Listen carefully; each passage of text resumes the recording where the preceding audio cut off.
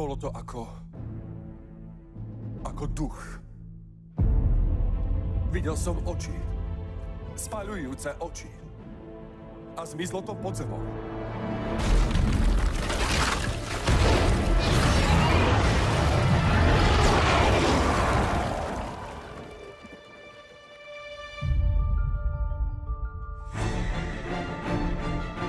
V meste sa dejú zvláštne veci. A tí, čo sú za tým, nie sú ako my. Je to tajná spoločnosť. Existuje stáročia. Včera prišiel do New Yorku čarodejník s kufríkom. S kufríkom plným magických tvorov. Niektoré žiaľ unikli. Tíny, priviedla si sem mužov.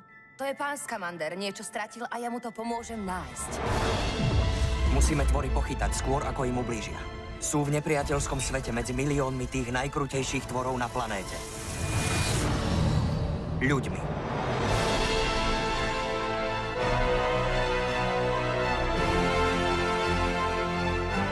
Magické bytosti ohrozujú nečarov.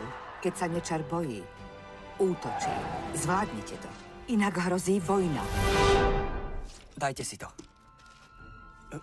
Prečo by som mal nosiť niečo také? Pretože lebka vystavená silnému úderu praskne.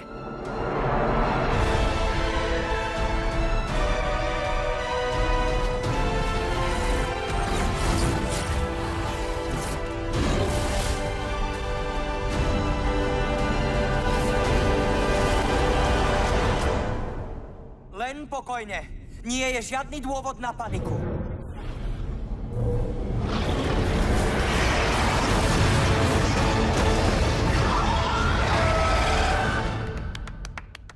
Chcem byť čarodejník.